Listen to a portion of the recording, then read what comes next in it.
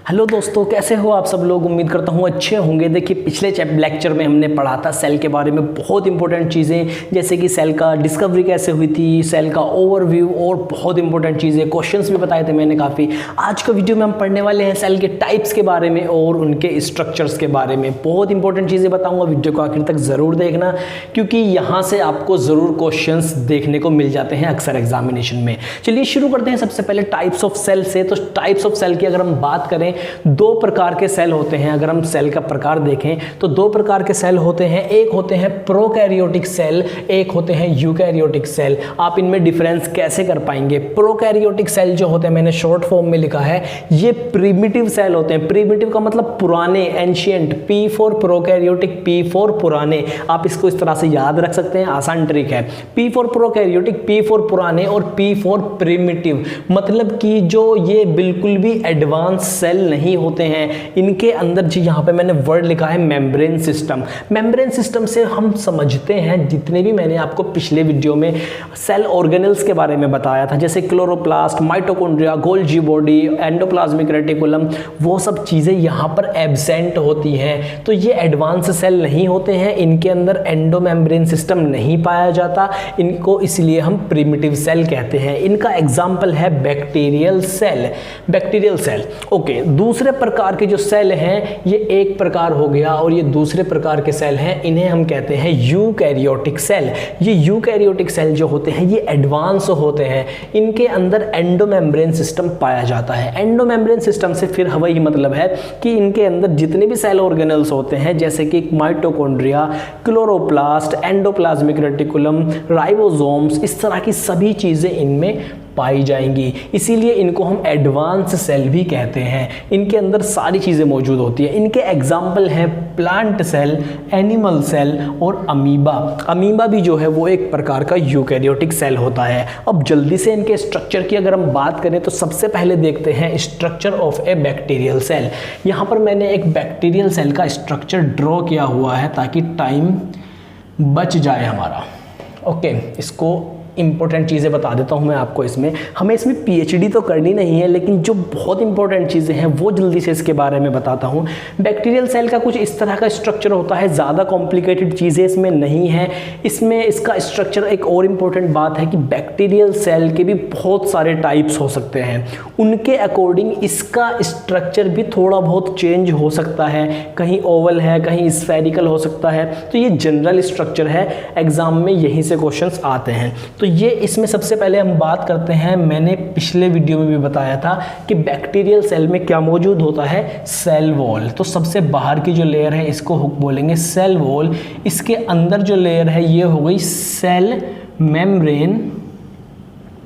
इसके अंदर का जो पार्ट है ये हो गया साइटोप्लाज्म, अगर आपको अच्छी तरह विजिबल हो रहा होगा। इसके अंदर जो ये थ्रेड लाइक स्ट्रक्चर्स हैं, ये हो गया इसका डीएनए या फिर आरएनए, जो भी इसका जेनेटिक मटेरियल है। और इसके अंदर कुछ और चीज़ें मौजूद हो सकती हैं, जैसे कि यहाँ पर मैं आपको बस ओवरव्यू के तौर पर दिखा दे रहा हूँ। जैसे कि इसमें राइबोसोम्स हो सकते हैं। एंडोमेम्ब्रेन सिस्टम नहीं है, लेकिन एक चीज़ यहाँ ज़रूर पाई जाएगी जिन्हें हम बोलते हैं राइबोसोम। कितने एस के होंगे? स्वेडबर्ग यूनिट 70 एस के। मैंने पहले भी बताया था कि 70 एस के होते हैं या 80 एस के होते हैं। तो यहाँ पर 70 एस टाइप के राइबोसोम हैं। और एक चीज़ और पाई जा सकती है यहाँ पर, जिन्हें हम कहते हैं प्लाज्मिड। प्लाज्मिड, देखिए प्लास्टिड मैंने बताया था पिछली वीडियो में। प्लास्टिड जो होते हैं वो कलर बॉडीज होते हैं, जैसे कि क्लोरोप्लास्ट, लेकिन प्लाज्मिड जो है ये डीएनए का पार्ट होते हैं, छोटे छोटे डीएनए, इन्हें बोलते हैं हम प्लाज्मिड। यहाँ पर कुछ और चीज़ें हैं, जैसे कि मैं आपको दिखाऊं, ये छोटे छोटे से इसमें कांटे से बाहर निकले हुए हैं, इन्हें बोलते हैं हम क्या, पाइली। पाइली। यहाँ पर एक और स्ट्रक्चर इस तरह से थ्रेड लाइक स्ट्रक्चर आपको नजर आ रहा होगा, इसे बोलते हैं फ्लैजिला। फ्लैजिला का क्या काम होता है? फ्लैजिला का बहुत इंपॉर्टेंट रोल है बैक्टीरिया के केस में, क्योंकि इस फ्लैजिला की वजह से बैक्टीरिया मूवमेंट कर पाता है, एक जगह से दूसरी जगह हिल-डुल पाता है। तो मूवमेंट में कौन हेल्प करता है बैक्टीरिया की? फ्लैजिला हेल्प करता है। ये एक थ्रेड लाइक स्ट्रक्चर है। एक बैक्टीरियल सेल में कई सारे फ्लैजिला हो सकते हैं, एक भी हो सकता है या एक भी नहीं भी हो सकता, या दो भी हो सकते हैं, पूरी बॉडी पे हो सकते हैं, या सिर्फ दोनों पर तरफ हो सकते हैं। वो थोड़ी डीप चीज़ें हैं, लेकिन सिर्फ इतना याद रखिए, एक बैक्टीरियल सेल में कई तरह के फ्लैजिला हो सकते हैं। अगर फ्लैजिला के ऊपर डिटेल में वीडियो चाहिए तो डिस्क्रिप्शन में लिंक मिल जाएगा। अभी हम बात करते हैं प्लांट सेल और एनिमल सेल के बारे में, और इन दोनों को मैं इस तरह बताऊंगा कि आपको ये दोनों सेल भी समझ में आ जाएंगे, इनके बीच में क्या डिफरेंस हैं वो भी समझ में आ जाएंगे, और सारी चीज़ें आप याद भी कर लेंगे बहुत आसानी से। चलिए देखते हैं प्लांट सेल और एनिमल सेल को। प्लांट सेल और एनिमल सेल दोनों ही यूकैरियोटिक टाइप्स के सेल हैं, मतलब एडवांस हैं। अगर आप बायोलॉजी बैकग्राउंड से नहीं हैं तो आपको यहाँ थोड़ी सी कॉम्प्लिकेटेड चीज़ें नज़र आ रही होंगी। चलिए आपके लिए सिंपल बना देते हैं। सबसे पहले बात करते हैं प्लांट सेल और एनिमल सेल में उन दोनों चीज़ों के बारे में जो दोनों ही सेल में मौजूद होती हैं। देखिए, थोड़ा सा स्ट्रक्चर का ओवरव्यू मैं आपको दे देता हूँ कि जो प्लांट सेल का स्ट्रक्चर है वो एकदम से गोल या राउंड या ओवल शेप का नहीं होता, मतलब गोलाकार वृत्त आकार नहीं होता। ये थोड़ा सा हेक्सागोनल टाइप का होता है, क्योंकि इसमें सेल वॉल मौजूद होती है, और सेल वॉल का एक मेन रोल ये है कि वो बहुत ज़्यादा रिजिड, मतलब तगड़ी होती है, टाइट होती है, तो वो एक डेफिनेट शेप दे देती है सेल को। एनिमल सेल में सेल वॉल नहीं होती है, तो इस वजह से इसका कभी स्ट्रक्चर स्फेरिकल भी हो सकता है, थोड़ा सा फ्लेक्सिबल होता है। तो अब बात करते हैं जल्दी से इन दोनों में क्या क्या चीज़ें मौजूद होती हैं। शुरू करते हैं हम सबसे बाहर। देखिए यहाँ पर ये सबसे बाहर मौजूद होती है इसमें सेल वॉल, जबकि जो एनिमल सेल है इसमें कोई सेल वॉल नहीं होती, और इसमें डायरेक्ट क्या प्रेजेंट होती है, सेल मेम्ब्रेन। इसको फ्लूइड मोज़ेक मेम्ब्रेन भी बोलते हैं, उसको प्लाज्मा मेम्ब्रेन। उसके बाद में जो ये देखिए सबसे बड़ा डिफरेंस है प्लांट सेल और एनिमल सेल में, कि प्लांट सेल में सेल वॉल होती है, एनिमल सेल में सेल वॉल नहीं होती है। सबसे बड़ा जो सेकंड नंबर का लार्जेस्ट डिफरेंस है वो ये होता है कि प्लांट सेल में वैक्यूल होता है, वैक्यूल होता है, लार्ज सेंट्रली लोकेटेड वैक्यूल किसमें, प्लांट सेल में। और एनिमल सेल में बहुत छोटा वैक्यूल हो सकता है, कई बार नहीं भी हो सकता, और इनकी संख्या कई बार एक से ज़्यादा हो सकती है, लेकिन बहुत छोटे होते हैं। उसके बाद जो अगला पॉइंट है वो ये है कि न्यूक्लियस यहाँ भी मौजूद होता है प्लांट सेल में, और न्यूक्लियस एनिमल सेल में भी मौजूद होता है। लेकिन डिफरेंस क्या है कि यहाँ पर सेंट्रली लोकेटेड जो है वो वैक्यूल होगा, न्यूक्लियस थोड़ा सा साइड में होगा, लेकिन एनिमल सेल में न्यूक्लियस सेंटर में प्रेजेंट होगा और थोड़ा सा बड़ा होगा।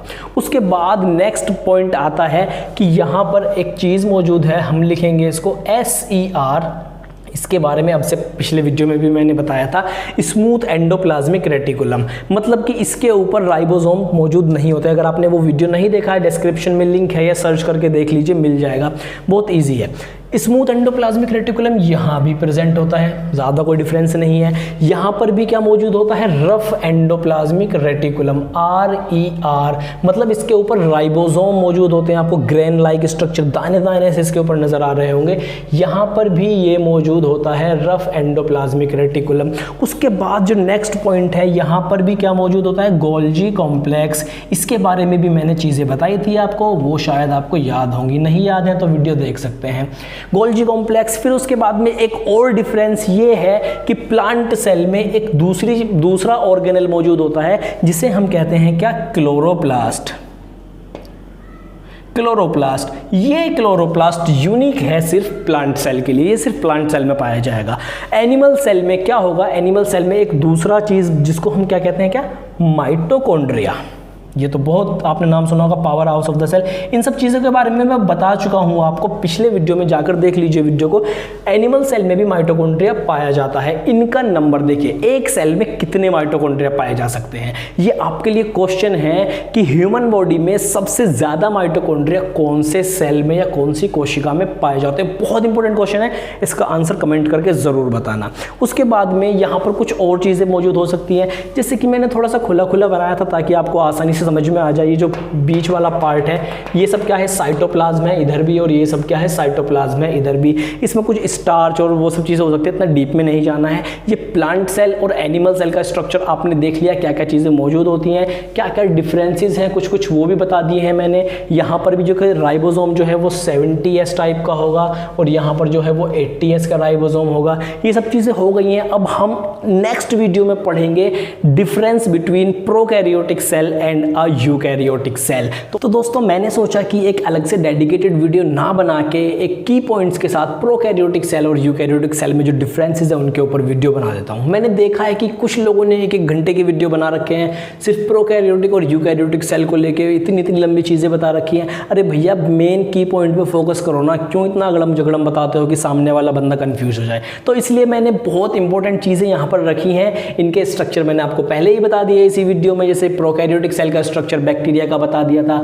यूकैरियोटिक में मैंने आपको एनिमल और प्लांट सेल के दोनों स्ट्रक्चर डिफरेंसेस के साथ बता दिए थे। तो अभी चलिए शुरू करते हैं कि प्रोकैरियोटिक सेल और यूकैरियोटिक सेल में क्या डिफरेंसेस होते हैं। तो सबसे पहले बात करते हैं हम कैरेक्टरिस्टिक्स की। मान लीजिए ये कुछ कैरेक्टरिस्टिक्स हैं जो किसी भी सेल की हो सकती हैं। अब हमें देखना ये है कि इन दोनों में कौन कौन सी चीज़ें होती हैं, कौन कौन सी नहीं होती हैं, या कितने कितने अमाउंट में होती हैं। सबसे पहले एक छोटा सा डिफरेंस ये है कि डेफिनेशन के बारे में देख लेते हैं। प्रोकैरियोटिक सेल को मैंने अभी थोड़ी देर पहले भी बताया था कि ये प्रिमिटिव होते हैं, पुराने होते हैं, प्रिमिटिव। जल्दी से देख लेते हैं इन सब चीज़ों को। ये प्रिमिटिव होते हैं और ये कैसे होते हैं, एडवांस सेल होते हैं। डेफिनेशन में अभी के लिए इतना ही काफ़ी है क्योंकि मैं ऑलरेडी बता चुका हूँ। एग्जाम्पल देखेंगे तो प्रोकैरियोटिक सेल में आएंगे जितने भी मोनेरन्स होते हैं। देखिए अगर आपने 5 किंगडम क्लासिफिकेशन पढ़ रखा है RH विटेकर का, तो वहाँ पर मोनेरा जो होता है उसके अंदर सभी क्या आते हैं, बैक्टीरिया आते हैं। और बैक्टीरिया क्या होते हैं, सभी के सभी प्रोकैरियोट्स होते हैं। लेकिन अगर हम बात करें यूकैरियोट्स की तो इसमें क्या आएंगे, प्लांट सेल आएंगे, इसमें आपके एनिमल सेल्स आएंगे, एनिमल सेल आ जाएंगे। और इसमें आपका क्या आ सकता है, अमीबा है, या जितने भी प्रोटिस्टा होते हैं, प्रोटिस्टा। 5 किंगडम क्लासिफिकेशन जब आपको पढ़ाऊंगा तो वहाँ आप इन सब चीज़ों को डिटेल में पढ़ेंगे। उसके बाद अगर हम सेल साइज़ की बात करें तो प्रोकैरियोटिक सेल का जो साइज़ होता है प्रोकैरियोटिक सेल का, वो 1 माइक्रोमीटर से कम हो सकता है, 1 माइक्रोमीटर से भी कम हो सकता है। और कहाँ तक जा सकता है, 5 माइक्रोमीटर तक जा सकता है। और जो इसका साइज होता है यूकैरियोटिक सेल का साइज, वो 10 माइक्रोमीटर से लेकर 100 माइक्रोमीटर तक जा सकता है। मतलब यूकैरियोटिक सेल थोड़े बड़े होते हैं साइज में। बात आती है सबसे इंपॉर्टेंट, देखिए न्यूक्लियस और एंडोमेम्ब्रेन सिस्टम। एंडोमेम्ब्रेन सिस्टम मैंने आपको पहले भी बताया, जितने भी ऑर्गेनेल्स होते हैं जैसे कि chloroplast, mitochondria, Golgi body, endoplasmic reticulum, smooth endoplasmic reticulum, vacuole, वो सब चीज़ें क्या होती हैं, एंडोमेम्ब्रेन सिस्टम का हिस्सा हैं। तो न्यूक्लियस और एंडोमेम्ब्रेन सिस्टम जो है वो प्रोकैरियोटिक सेल में क्या होते हैं, कंप्लीटली एब्सेंट। बड़ा बड़ा लिख देता हूँ, कंप्लीटली एब्सेंट होते हैं। और यूकैरियोटिक सेल में क्या होते हैं, प्रेजेंट होते हैं। आई होप आपको ये बात समझ आ गई होगी, इसको याद रखना भूलना मत।